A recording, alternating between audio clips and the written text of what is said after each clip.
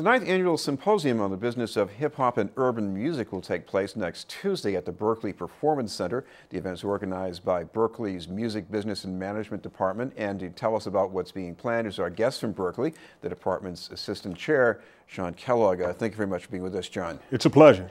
First of all, your background, you've been a performer, you've been an entertainment lawyer, so this is going to be a mix of both of those worlds. Oh, it certainly is. I mean, we are certainly dealing with the business aspects of hip-hop and urban music at this symposium. But that really encompasses not only the legal side and business affairs side, but also the artist and repertoire, or A&R side, as far as finding the talent to develop. So we're really going to cover all those areas in this conversation with the president of Motown Records, Ethiopia Habtemariam. Well, certainly people at Berklee are very focused on the music and the business, the career part of this. But what about people, anywhere in Boston who are just interested in hip-hop and urban music? What's in it for them? Well, I think it's a tremendous opportunity to come and hear from one of the industry leaders of not only a historic label like Motown, but they're really getting involved in not just urban music, but they're also getting involved in hip hop. So you're going to have many new artists that would like to come to this event and hear not only what Ethiopia has to say, but also have the opportunity to network with her and ask questions that can really help them in developing their career. Now, at one time, this would have been almost unthinkable, an authentic hip-hop artist being recorded by the mainstream industry. I mean, what's changed in the interim here? Well, it's really goes back to the history of the music industry. Most of the major labels really started off as independent companies that really concentrated in a specific niche of music. Chess Records and Atlantic Records, when they first started, concentrated on R&B and blues music, and then expanded in the latter part of the 60s to Led Zeppelin into rock music. Well, this is the case as well in the 90s, when you had hip-hop labels. Of course, you had Def Jam Records in the middle of the 80s. In the early part of the 90s, you had the influx of gangster rap, as was recently depicted in the hit movie Straight Outta Compton, and they really started to dominate the charts. So it's just that the public really gravitated toward it, and it's really made it a very popular genre, as well as urban music now, which gets into not just vintage R&B, but more of a pop type of urban sound, which is really dominating the charts in Billboard magazine currently. Well, there's a two-way street going on here. Mainstream business discovers the music, but the musicians discover the business. I mean, you just go back to that movie, Straight Outta Compton, because no matter what they did, somebody was making money off it. Well, I say every time the music gets played, somebody gets paid. And if you're an artist, songwriter, or a producer, I say you should get paid, not played. And I think that that's what you saw in the movie. You saw artists that were really being fooled and really being tricked or being played, so to speak. And it was important for them to take stands, as Ice Cube did. And he was the only one who, I understand, had at least a year or so of college. So I think he had an understanding of contracts to some degree. And that's the reason why we put on this forum, because we certainly want the Berklee musicians, we have over 4,300 at the school, we want them to also have a great understanding of the business end as well. And we have over 400 majors in the music business department at Berklee College of Music. Of course, this seems another occasion to bring up the lingering question about hip-hop is that who are people performing for?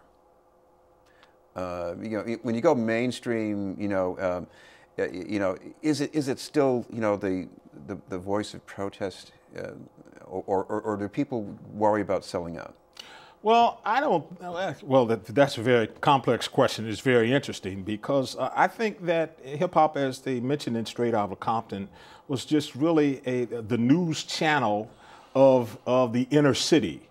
They were really talking about what's happening in their community. And it wasn't a pretty picture. And it still isn't a pretty picture. And so that's why I think even now you're going to see, particularly in light of recent events, you're going to see more music that's really going to be more directed towards social issues. And I'm certainly hoping that's the case. Well, talk about some of the advice you might have for aspiring people, especially if they're at an early stage. What can they pick up from an event like this? I think that they'll, one, be able to pick up very valuable information. As a matter of fact, the subtitle of our event with Ethiopia is a conversation with Ethiopia Haptemarian on getting and keeping a record and publishing deal. This is really what most artists want to start with, and puts them in a situation with a record company to get the kind of promotion and support they need to expand their career and build their audience. So they're going to be hearing from the president of Motown Records, really advising them on how to get a record deal or how to get a publishing deal. And those methods of doing that have really changed drastically over the past 5 years. Talk about this, because when I was growing up, you recorded a record and they played it on the radio. A vinyl record. Right, exactly, yeah, right. So, I mean, how does this work now? It's changed tremendously. When I was performing, you really started working clubs. And I tell my students all the time, the band I was in started working fraternity parties, sorority parties, then we started working clubs and colleges, and then we were on a nightclub circuit, and we were networking the entire time. You were building your network of contacts. And that's the way it was done at that time. Sooner or later, after you became a solid live performer, many times a record label would pay attention to the fact that you were reaching an audience and developing an audience, and then they would sign you. So it would take artists 5 or 6, 10 years to become discovered. But of course, now we have this great new thing called the internet, and everything that's happening with videos, YouTube, Instagram, Facebook, all of those things are really, Twitter, creating new opportunities for artists to expose their art, and really for the record companies to really look out and scout talent and discover talent. So, of course, to some degree, you can do this without the recording industry, but there's a certain point after which I guess maybe they're indispensable. Yes, you certainly can, and many artists are doing it independently now, and that's fine, and that's great. Many artists may not want to be international superstars, but at some point, if they develop a big enough audience, it's more than likely that a major label will step in and make them an offer that they can't refuse. In that, if you get involved with a major label, they're in a position to have the resources worldwide, employees as far as financial resources, to take your career to another level, from a regional artist to an international superstar. And that's what we find many of the artists are looking for. I know you mentioned Ethiopia Haptemarian taking part in this, but what about some of the other participants that people can expect? Well, I'm glad you mentioned that, because we're going to have a Motown recording artist who is an alumnus of Berklee College of Music, Kevin Ross. And I remember when I first came to Berklee, I've been here for about 10 years now. And the first year I was here, I went to our student-run label, Heavy Rotations Records release party at the Berklee Performance Center.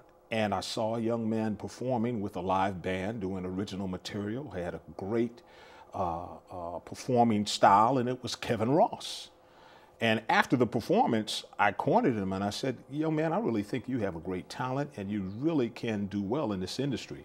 Now, it's taken 7 or 8 years, but he was very smart, and he went to Atlanta and started working with established producers, and he put himself in the position for Ethiopia, obviously, to discover him and sign him and really help him develop. As a matter of fact, he had a Glade commercial that comes on television. You'll probably see it again this Christmas season, and he's the young man singing a song called, I think it's called I Wish.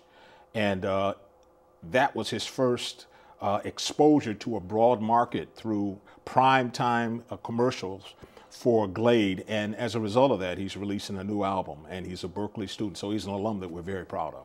We should mention, if people want to find out some more, especially about when and exactly the time this will be taking place on Tuesday. Yes, on Tuesday we're going to have an afternoon event, which is going to be a Life After Berklee question and answer and interview event with Kevin Ross. And that's going to be in the Steve Heck Room, which is located in the 1140 Boylston building, right on the first floor there. And everybody's invited for that.